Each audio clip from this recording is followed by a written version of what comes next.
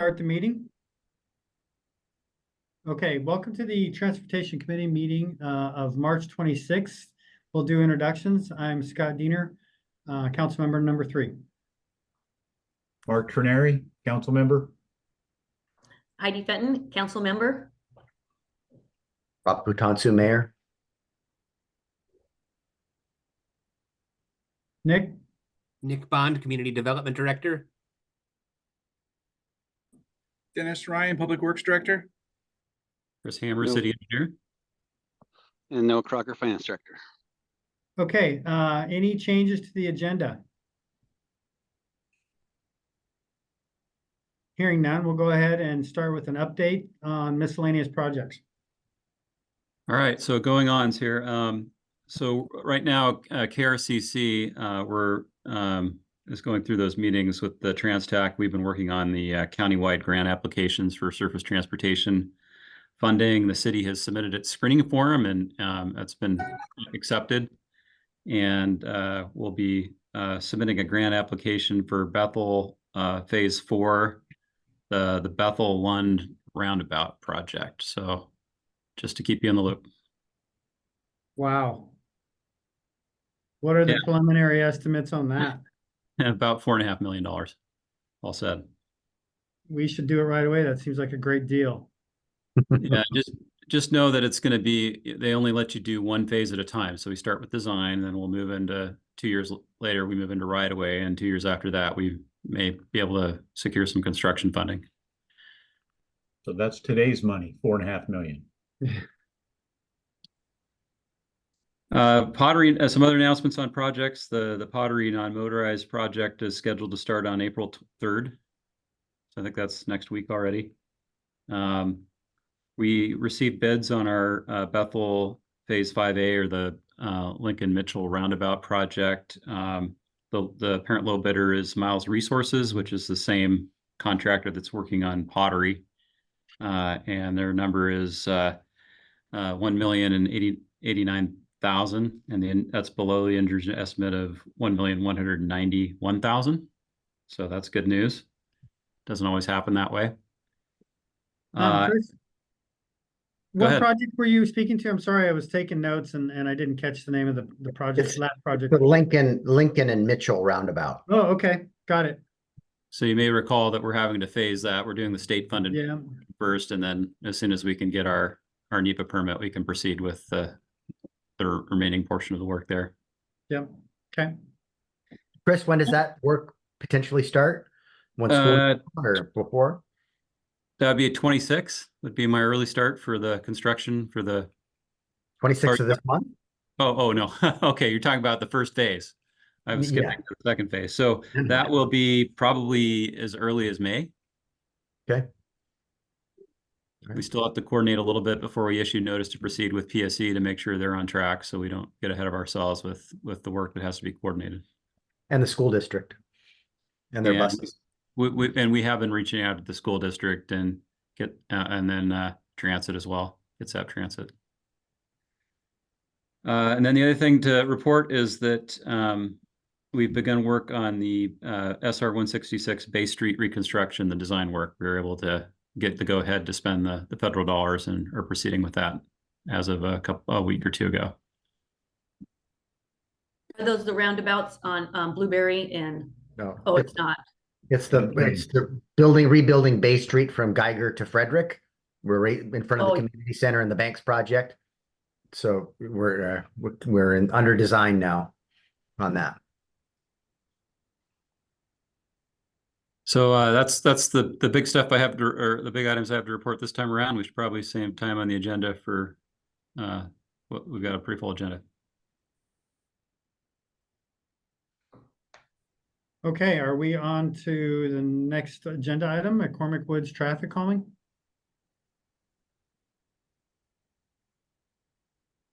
Yeah, and that I think all of you guys have seen the petition from Mr. Cambich, and which is, that's what we asked him to do. We got a petition to do something in there. We was it last year or the year before? I can't time flies when, we hired an engineering firm, traffic consultant, to analyze that roadway and those intersections and come up with a solution. And the solution that they recommended, which, you know, operations isn't excited about, was the speed bumps, that we would try those out in that location. Ken has since given us a petition that people don't like the speed bumps. And I think we, in our prior process, we reached out to the HOA. They didn't want to have an opinion on it. They deferred to the city on this. This is a public road.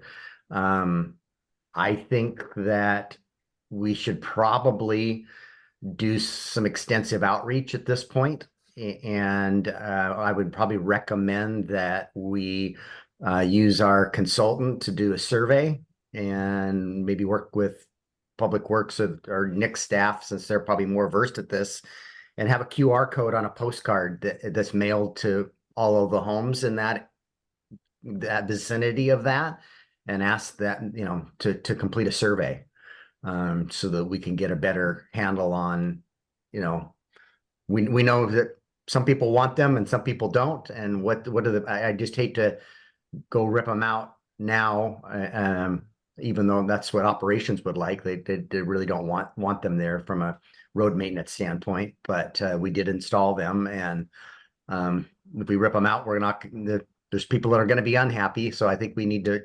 do a little bit more outreach, you know, to determine if there's a clear majority one way or the other on this issue.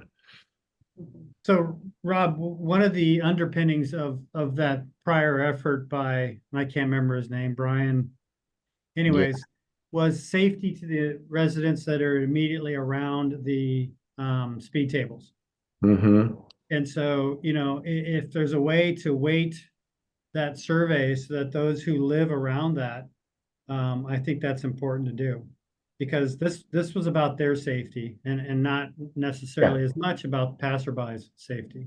Yeah, and I think the survey is that street and the neighboring, you know, the streets that dump into that intersection. It's not all of McCormick Woods. Right. It's that. And Chris shared with me earlier today too some speed data. So the average speed, I think, Chris, correct me if I'm wrong here, was 31 miles an hour before we put the speed limit, and that's an average. There was people driving faster than that, and some people drive the speed limit, and now the speed limit, the average speed is 24 miles an hour on that segment of road. Yeah, and we're talking about 85th percentile speed. So 85% of the people drive that speed or less, and others drive above it, just to clarify. Okay, good to know. In both data sets. Sure. But Don't some other homeowners would like some speed bumps in another place too in McCormick? we haven't had anybody else specifically asking for them, and operationally we really don't want to do them, because when it snows and we have to run a snowplow down the street, it makes it challenging. You know, it's tough on our equipment. And I see Mark's got his hand raised. I wondered if I was going to have to go the old-fashioned way and just butt in. You know, the reason I was on Transportation Committee last year, and the reason that this came to light was because of the excessive complaints about speeding on that road, and so, you know, we looked into it. The gentleman that spearheaded that initial quest is no longer in the area, but he did have some support back in those days. And so we went ahead and installed these things on a temporary basis to see what kind of a change it would make. And it sounds like Chris has some real data that says it has slowed people down. So it's been effective. But I do agree with the mayor that a targeted marketing piece out there, survey, to more than just Ken Cambich and his group and or what's left of the previous group, get to weigh in on this and let us know what their thoughts and desires are for these speed humps. Mm-hmm. So I'd just like to say we do have 3 people in the audience, and I had a request from the chair, Diener here, to put this up further on the agenda. I don't know if you guys want to take public comment at this point in time or at the end of the meeting, but I just want to let you know that we do have 3 people that may want to speak to this, one of whom is raising their hand. I'd like to take comment now. Again, I have a hard departure at 5:30 and I don't want to miss what I might hear. Yeah, I agree.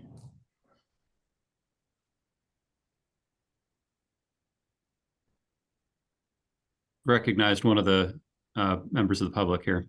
This is Ken Cambridge. Are you able to hear me? Yes. Yeah. I greatly appreciate you putting this on the agenda. Councilman Diner, if you spearheaded that, I appreciate it. That lowers the temperature a little bit. I quite frankly thought like I was being ignored. I've got some things to say. It looks like I'm allotted 5 minutes. Or unless anyone else wants to speak. I knew that there could be some traffic data out there that might suggest people have slowed down. If you've been out there, which I'm not sure any of you have, there's actually a construction project going on. Yeah. And so that in and of itself is slowing down. I slow down way more for the construction folks than the ineffective speed humps that everyone's driving through the middle. So it'd be interesting if you could really pinpoint where the slowdown's occurring, but I believe it's due to the construction. I don't disagree with the survey and I welcome it. I would have welcomed it back when you put these in the first place. I've been told several times it wasn't done in a vacuum, but it was done without public notice, without public comment. And I don't even think a city council vote. I'm now in talking to folks as Councilman Trenary points out, and I think Mayor Patonsu pointed out, it was done on a trial basis. To me, I think it's clear that we swung and we missed, and it's failed. I have suggested to city officials that if speed humps are a good idea and working, which I just heard people trying to claim they were, then they should be installed throughout McCormick Woods. The only folks that are in favor of them, and I've only talked to 2, maybe 3, maybe I'm selective in who I'm asking, but they say, I want them everywhere. So I would challenge the city council to give a rationale for why they are in one place right by a former resident who made a lot of noise, and why they aren't everywhere if they are effective. I understand that operations doesn't like them, which would be a reason for removal. The unequivocal response from officials that I have talked to, well, that's not true. One person at the city said, I want them everywhere. Everyone else has said, they're not going anywhere, get used to them, drive down the middle of them like everybody else does. Actually, and the person that was in favor of them said, I just drive down the middle of them when nobody's around. So they're just kind of a joke, in my opinion. I don't want people speeding in my neighborhood. I really don't. I just don't think we achieved anything with this solution. Here are some quotes. I haven't put names to them. I could if pressed, but I feel like I'm sort of spearheading this. And I appreciated people's willingness to sign the petition. I hate petitions. I think they're ridiculous. That's why I was so tipped over when I did it and was not allotted a spot on the agenda. So again, I appreciate that. One of the persons, there was only, to my count, 13 people that signed that initial petition that the city of Port Orchard acted on. One of them has since moved. He moved before they even were put in. Another one is a young mom, and she's actually signed my petition, and she lives right there. And I would encourage you to talk to her, and if you want to reach out to me and not on the public record, and if I get her permission, I'll have you talk to her. She said, and this was unsolicited, I just heard she would sign it. And then I noticed, oh, you actually signed the original one. She said, it's actually less safe now on Merrimack Drive. People are so distracted with the orange flags and white posts and driving in the middle of the speed humps, they are not watching the sides of the roads, pedestrians on the roads, or people pulling out of their driveways. That's what she said. I didn't prompt her. I was not expecting that. I did ask, well, why did you change your mind on this petition? I talked to another person. She said, I walk the streets every day, and this is a person that lives right there, like in between what I said 100 yards. I think I was being gracious. It's more like 100 feet. I walk the streets every day with my grandkids, and people speed up on either side of them and go down the middle. They're too close together, they're ineffective, and it is less safe now than it was before. This is another person. I walk the street every day. When it snowed this year, even though it didn't snow very much, they pushed the snow up and slush up, basically slush, and I had to walk around it into the street to get around the white posts and the slush. I have limited mobility, and it was very dangerous. I talked to another neighbor. These aren't speed humps. His response was, "I detest all speed humps." And I said, "Oh, you're kind of you're someone I want to talk to. Why do you detest them?" And he said that these aren't even speed humps, right? Speed humps, you gradually go up, one tire's off, and then the other tire comes up, and then you go down. I don't know what these are. These are speed. I don't know what they are. They're just very jarring. If you actually drive over them, they're just obnoxious. They're car breakers, muffler scrapers. Hey, Ken, Yeah. we get it. No, I'm gonna wrap it up. I've been working on this, Rob, probably 20 hours. And so I'm gonna finish, if it's okay. Yeah. It's not much more. I don't even know if I'm over my 5 minutes, and maybe I am. So, and I think these are important, Rob, because these are people I talk to, or Mayor Patonsu. And these are unsolicited comments that people are just telling to me when I knock on their door and ask them what they think about what the city has done. I asked another person, "What do you think about it?" Oh, she goes, "Oh, those are permanent. I thought those were just put in because the construction was going on and we wanted people to slow down for the construction workers." And then she remarked, "Yeah, they don't look permanent and they should be removed." And then another city official, not a city official, but a county official, I talked to him about it, and he said they were installed without notice to residents based on one vocal resident that no longer lives in McCormick Woods. That's outrageous. One person should not dictate a city's actions or policies. So wrapping up, and I thank you for letting me finish, Rob, Mayor Patonsu. My understanding is that when the city council decided to do this without a vote, that it was on a temporary basis, a trial basis. And it's clear to me that the trial has failed. And it's time to remove them. If the trial hasn't failed and the folks on this, in this traffic committee feel that they're effective, then I would fully expect to see them deployed throughout McCormick Woods, because that is what I'm hearing. There are way worse places in McCormick Woods where people go way faster. And if these work, let's put them in those places. I appreciate your time, everyone. Thank you. Thank you, Ken. Thank you, Ken. I have a question for Chris. Chris, when we see that there is an issue like this and we document before and after, is there a clear distinction between is there a distinction that decides when something is in fact a safety hazard? So let's say that, I'm going to exaggerate here, but let's say that it was a drop from 35 to 25. Well, clearly that's worked. But what about a 5-mile-an-hour drop? Does the highway manual provide for a distinction like this? Or how do we rely on something that says evidence has shown that a reduction in 5 miles an hour from 30 to 25 results in X amount of saved lives or reductions in traffic accidents? Well, that's an interesting question. I think what you'll find in general is that, with lower speeds, you'll have lower severe injuries and deaths, right? So if somebody gets hit by a car that's going 10 miles an hour, that's quite different than if it's going 30 miles an hour. Sure. So that's just some general background. But yeah, I mean, we did the study. We looked at all of McCormick Woods. This location was unique in the sense that there's a hill and a couple of curves. The houses also are fronting the street, as opposed to a lot of the other houses in the neighborhood have their back to the street, so to speak. So that was, one of the things that was considered by the committee at that time. Well, I guess where I was headed is if there's a way to, for example, document that the reduced speed, or let me take it the other way, that the increased speed does prevent, does present a traffic hazard, then we've got something to rely on. But unless we have clear guidance like that, what are we really talking about?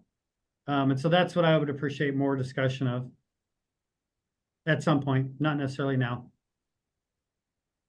Yeah, and I guess you can relate that to, what is the posted speed limit? And a lot of residential streets, you'd like the traffic to be going under 25, or some cases even under Right. 20. You have, Sure. in a typical cul-de-sac neighborhood, that's, you're trying to achieve those kind of speed reductions. I don't know if anybody else has their hand raised. I'm working with a single screen, so I'm not able to see everything in the agenda at the same time. I don't see any other hand raised, so I'll ask another question. Chris, with the radar signs that we're anticipated to get that can also track speeds and data, collect data. I was thinking about that. How effective is that data collection if you're also being on radar, showing your speed? People are going to slow down as soon as they see that, so you're not necessarily getting accurate data. Yeah, I mean, I agree in concept with that. We still do get data, and you'll have we'll be able to show the range of speeds that people are going. And even with the signs up, you still have people that'll go 50. So, Can you turn off the- you have to understand, you have to take that into account when you look at that data. It's not like we just put counters out there, but it's better than no data. Right. Can you turn off the radar element and collect data where people think they're not being monitored? Well, we're trying to, more than anything, reduce speeding out there, and we're gonna get. We've just got those signs, the 2 signs, Okay. and we're likely gonna. I think they're gonna work well, and we're probably gonna be looking to order more of them. And I was just talking to Dennis today about where we're gonna locate those, and most likely, there's already one on McCormick Woods Drive as you drop down the hill by the driving range. That's a permanent location, but somewhere else farther down McCormick Woods Drive, we get a lot of complaints on McCormick Woods Drive. And these signs are intended to be, they become less effective the longer they're there. Yeah. And so we're going to, move them around about every 90 days to different and collect data. But you're getting artificial data because people are slowing down because they see the signs. Well, but we're causing people to slow down. That's what we're trying to achieve. And that's Right. good. Yeah. And I would say over the long term, I would agree with you initially, Scott, but over the long term, I think people, once they get familiar with them being there, they just go back to their normal speed. Don't pay any attention to them, just like we see down here on the Lund Bridge. So it's a little bit of familiarity. Yes, we'll see some definite slowing the first week or so they're out there, but I think in a 90-day period, I think we will see those tendencies of the speed increasing over that 90-day period, so that we've got some pretty accurate data at that point. Yeah, I guess I just want to be careful how we represent that data. It's if we feel like people are going to get back to their driving habits, after 30 days or 60 days, then okay. But we have to remember that people may be slowing down throughout that period because they think they're being monitored and they think they might get a ticket with the white flashing light. But that's a good thing, though. That's a good thing. And I can only speak. Yeah, it's good until it moves away. Well, but anyways, once we get our police force where we can do traffic enforcement, the beauty of this is, we get complaints throughout the city, not just in McCormick Woods, about speeding. Okay. And so now we can put these in, try to curb that behavior. And we're getting down a rabbit hole here, but and then if there truly is a problem and this data is supporting that, then when we're staffing where we need to at our police department, we know where we need to do traffic enforcement because we got data that says people are speeding on this corridor, or it's a couple of drivers and we got the complaint over a couple of drivers, not as a rule, everybody's speeding in that area. So it'll be a good management tool is what it's going to be, and hopefully curb some behavior. But let's get back to the task at hand. We're gonna get those out in the next couple of weeks. Those signs should be out and functioning for the first time. Yeah, Okay, any other comments? I'm for them. Well, we're not talking about the speed cameras right now. No, the lights.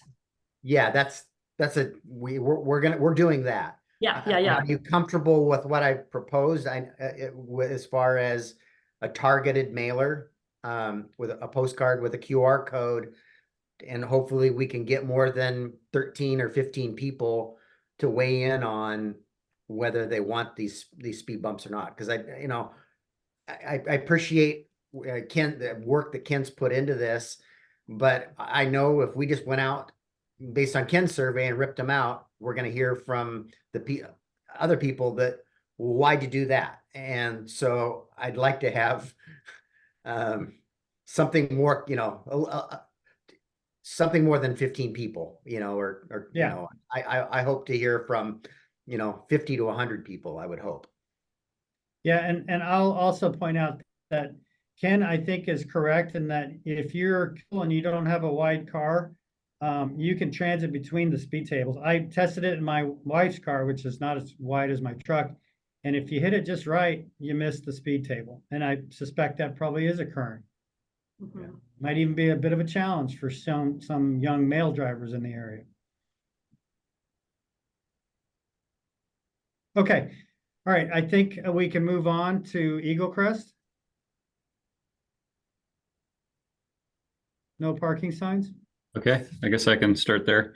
So we had a request from some members of that community about people parking near the entrance of that area. So there's a kind of an entrance road and a loop, and it's a residential neighborhood, and that was causing a problem because there's a hill and some curves, and the visibility is not the best in that location. That that would cause conflicts between vehicles trying to share the remaining lane to get in and out of there.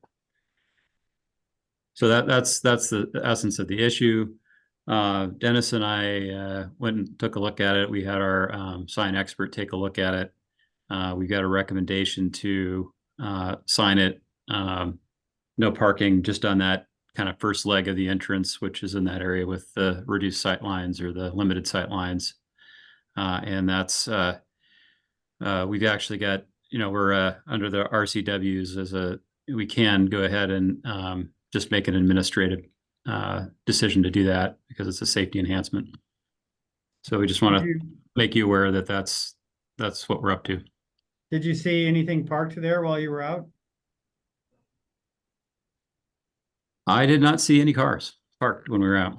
Quite often, because I drive by there frequently, and you have to stop, look both ways, and quite often there is a large commercial rig, tow truck, parked there, and it's pretty good size. It's not a small rig, and so I'm pretty sure that's what's probably motivating much of this. Interesting.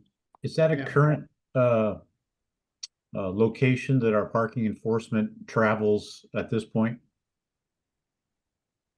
Our parking enforcement does enforce this during daytime hours, but I think a lot of this is evening and overnight parking. And so it's you have to call 911, and it's as the police are available, they might be able to do something here.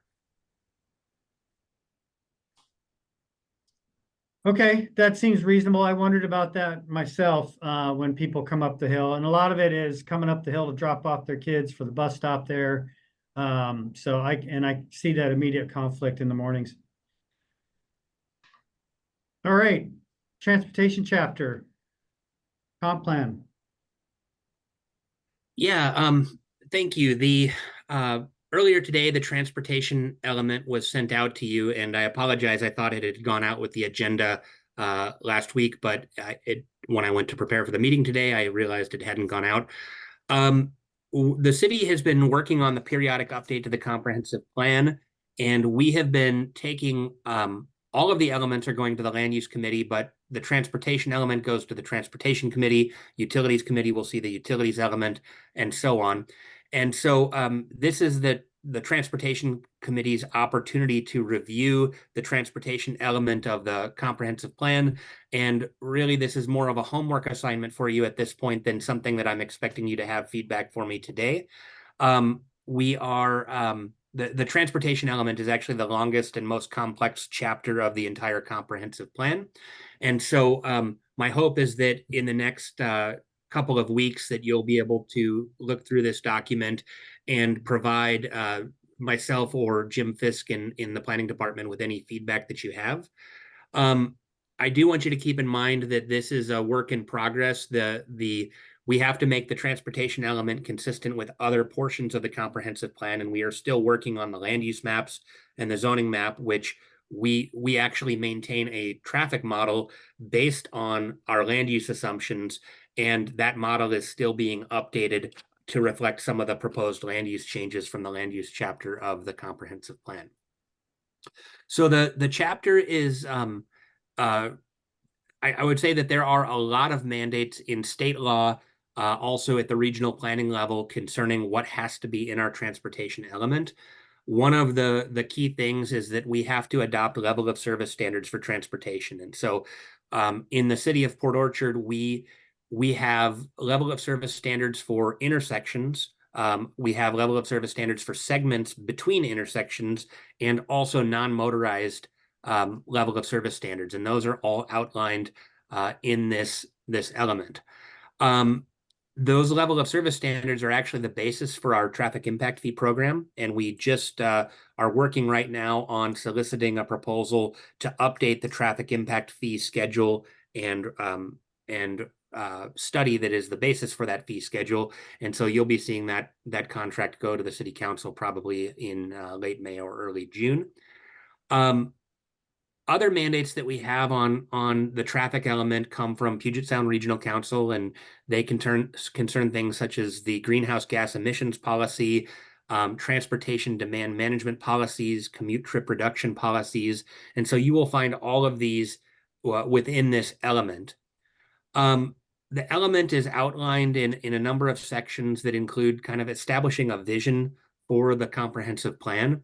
Generally, the vision, if I could sum it up in a sentence or two, it's creating a transportation system that's safe, reliable, and good for the environment while connecting the city's transportation network with the regional transportation network. And that roadway improvement should not just consider automobile users, but through an equity lens, provide opportunities for all other modes of transportation. We've been working on this project with our transportation consultant, that's TSI, and they've done a lot of work for the city over the years, and they're the firm that actually maintains our transportation model. And as development occurs in the city, we send them the traffic reports that we receive from the developers. They plug those into our model and determine whether development projects cause level of service failures or whether they can be added to our transportation system without causing further issues. And so the model that we have, it's called a synchro model. And basically what it is doing is looking at today's population along with expected growth to try to identify those segments and intersections that are likely to fail in the future. And so there's a table in the element, it's table 8.6 and 8.7, where we identify all of the areas of the city where we're already seeing failures of intersections or segments. And then it goes on in the horizon year for our plan is 2044. And so it tries to forecast which intersections are expected to fail within the next 20 years. And that's the basis of identifying projects that need to be constructed and identified in the transportation element, and then which ultimately get integrated into our traffic impact fee program, where development helps pay for those improvements that are needed to support growth in the city. So the element that's been sent to you, there's a lot of updates related to state law and regional policies, the things we know. There's also a lot of sections that kind of indicate that this table still needs to be updated or we need more information. And so we're hoping that you'll take a look at the red line changes that have been proposed thus far. If you have questions, please reach out to us and ask those questions. If you have comments, please make those comments. I also want to say that the element contains a whole lot of goals and policies, and I sent out a reminder email. I think you received an email a few weeks ago about this as well, but we did a policy workshop for the comprehensive plan where we're trying to get feedback on how the city is performing relative to its existing goals and policies, and then also getting comments from you about those specific policies. And so it would be great, especially for you transportation committee members, to make sure that you take a look at the goals and policies through that online platform and provide feedback, at least on the transportation element, if you are able. I think that pretty much is everything. Did anyone have any questions about the comp plan update or the transportation element?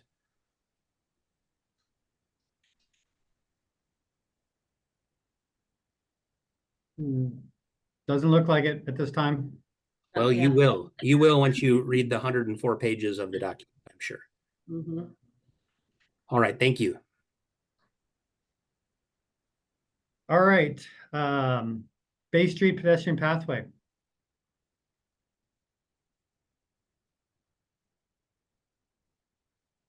So just really an update, is all this is.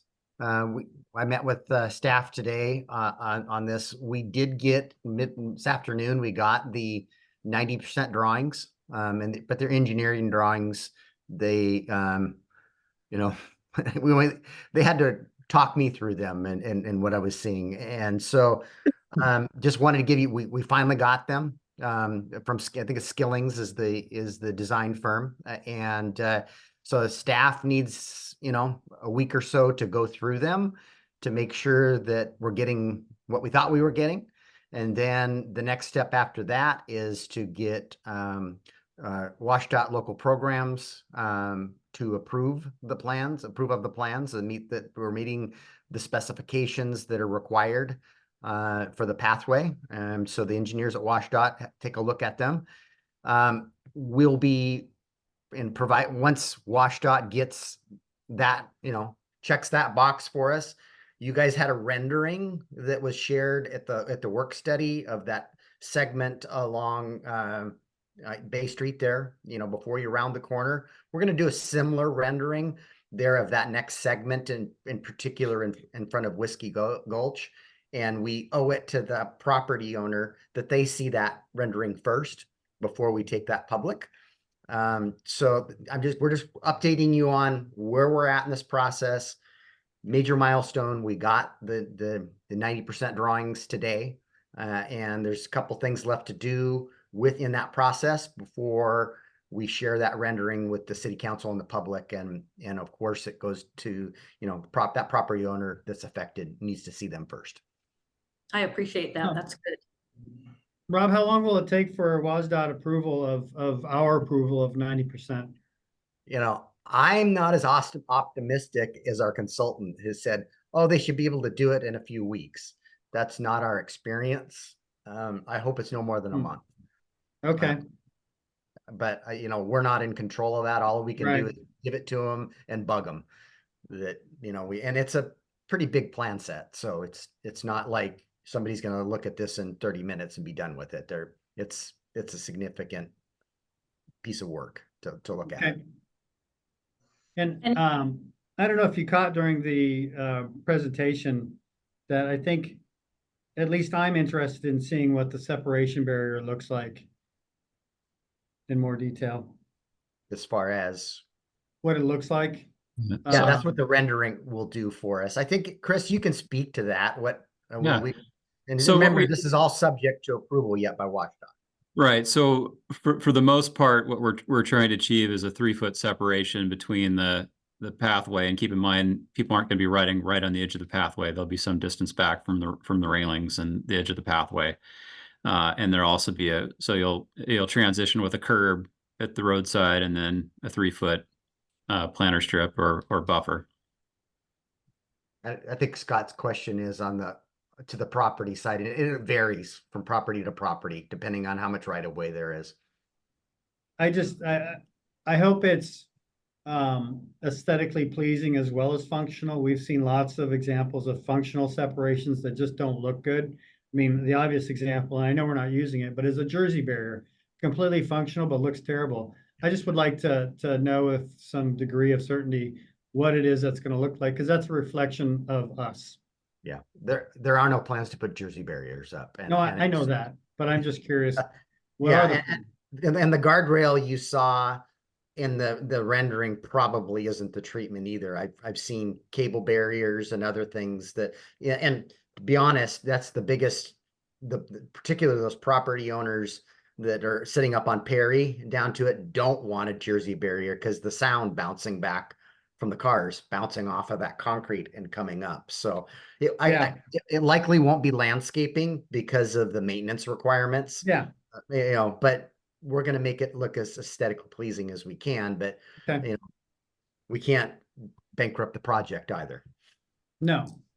Now, I want to make sure too that we got some good communication going to the homeowners.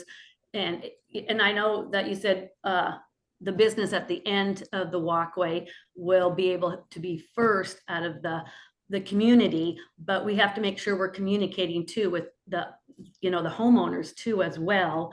And I know it was We really will. We just can't have any until we're ready to make offers. There's nothing to communicate. We need to get this plan set approved by WashDOT, because they could say, no, we don't like this, or, you know, Right. we can't go start these communications without an approved plan set. Okay, so we got to get WashDOT to approve these 90% drawings. Then we can engage our right-of-way agent, who will be the point of contact, reaching out to all the property owners along this entire corridor. Exactly. Now, but when we went to our work study, it was really recommended that we would watch the 2019 work study.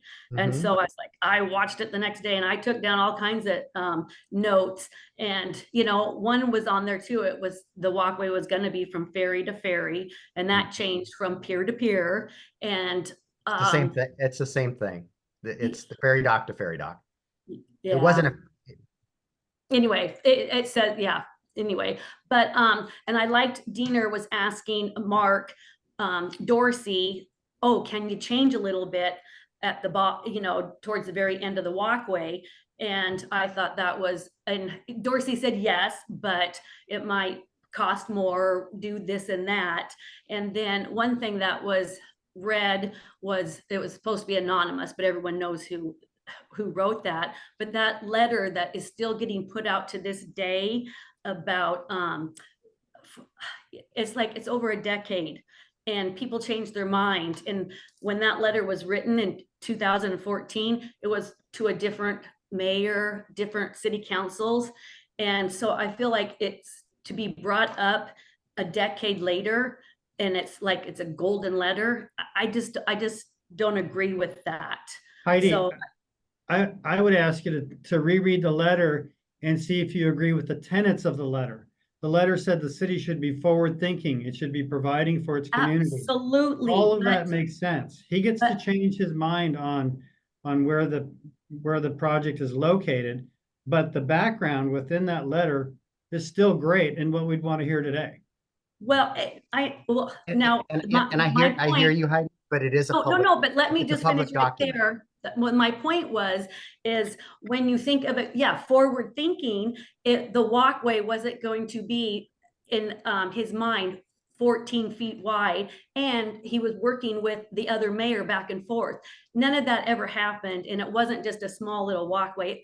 And that's why I'm saying, everyone wants a walkway, but it just Yeah, I don't think it was ever pitched as a small walkway. I don't think that was ever. The standards for the multimodal pathway haven't changed since the beginning of this project. It's always been the width that it's going to be. And a decade ago. I appreciate all you, but we're past the point of making design changes. What we have is what we have, and we have to live within our right of way. We can't shift it over into the hillside. It's cost prohibitive to rebuild the road and build a multi-million-dollar retaining wall below the veterans home.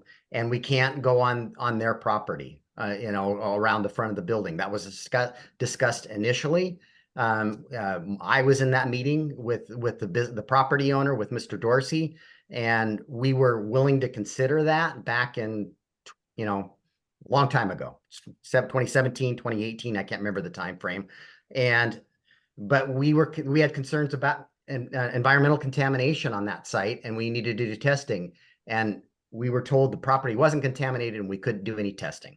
And we said, if we can't do any testing, we can't consider putting that pathway, you know, through the gravel parking lot and around the front of the building. So we are stuck with the profile that we have. That ship sailed already, and you know, we're here where we're Yeah, at. and I understand that. I just felt there has been a lack of communication though in the past, but now it's coming up. It's, you know, we've got the plans, and that's just my thing, to make sure that these the people that are going to be really affected by it, they get some input on it too. Yeah, well, there's no input there. Well, yeah, now it's they're negotiations on right-of-way acquisition. So we're beyond input and design changes. We have a design now. We've got to get the state's approval of that design, and then we'll be, you know, it's not that we want to be communicating with the folks, but we have things that we have to do before our right-of-way agent can make those contacts and negotiations. And we're one step closer, and that's what I was here to report today. Mhm. All right. Mark, did you have anything? No, not on this particular topic. I had my hand raised, but some of the back and forth answered my questions, so I don't need to take up any more of the time from the committee. Okay. All right, we are on to future agenda items.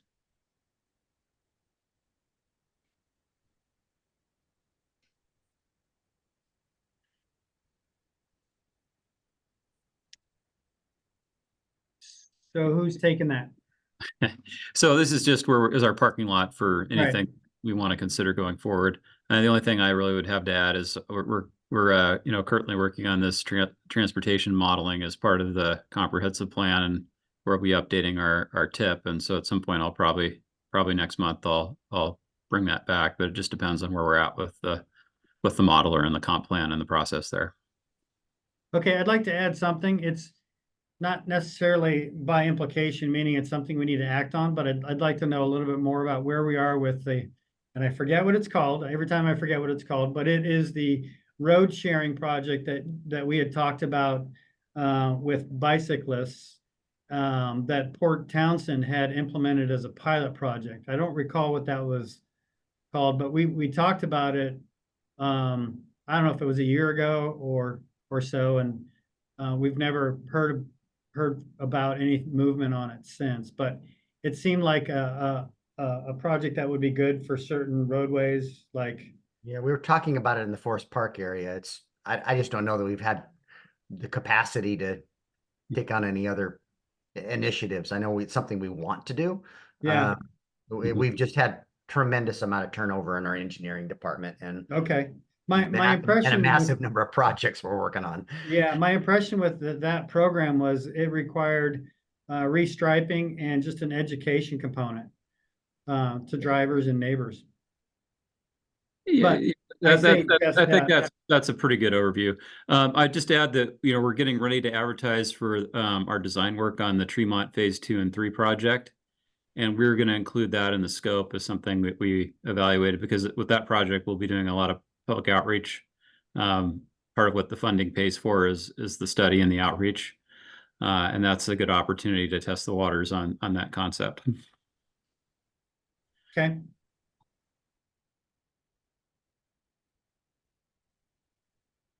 That's all I have to add to a future agenda. Just to touch track. base, circle back on this survey. I've been typing an email to our consultant, and I think it's pretty simple. It's 2 questions, but I want your guys' feedback if we should ask something more differently. And so here's what I've come up with. Do you believe that the speed bumps on Mary Mac Drive are effective is the first question. And do you want the city to remove the speed bumps? Is the second question. Are you comfortable with those two questions, or something more we need to ask, or ask it differently? Just want to get on this as soon as possible. Just straightforward. Yeah, it is. Those are good. Those are good. I think the less number of questions you have on that survey, the better. So I think it's pretty straightforward. I agree with Heidi. Yeah. And I think it's the residents on there's about 3 or 4 dead end cul-de-sacs that feed into this street. And then Mary Mac, the residents right on Mary Mac. And that's really what we want to contain this down to, is those people that are directly affected by this, and not people that live out on, McCormick Wicks Drive or something of that nature. I seem to recall it was more the Merrimack residents that were in that Correct. immediate area, and not necessarily any of the other intersecting streets. So to the extent that we could weight their responses a little bit more, or at least flag them. Yeah. Okay. Yeah, that's fine. We'll with me. ask for ask for the address. That's the Yeah. please provide your an open text field to provide your address. Sure. Okay. Hey, Chris, I do have a question kind of off point here. We've got that road pathway diet going on in front of Cedar Heights. And that's starting up here shortly. Do we have any length of time expectations on when that project would be completed?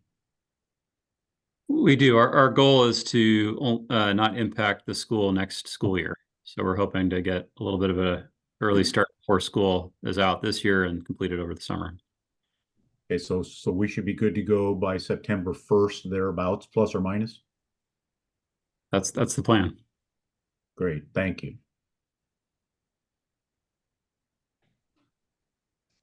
All right. Any other?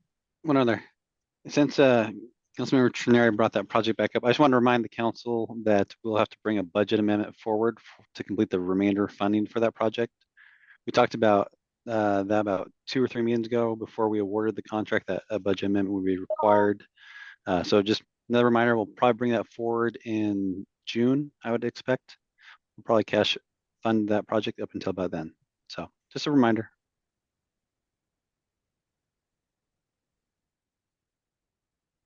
All right. I think we can adjourn at 5:25 unless there's other good of the order. And job. seeing Guys, no you're on other, target. yeah. Have a good meeting tonight, folks. I have to attend another meeting, Oh, so. oh, so we I've won't got- see you tonight. You will not. I have a work engagement that was actually supposed to happen last week, but because of the building closure, it couldn't, so it's tonight. Okay. All right. Thank you.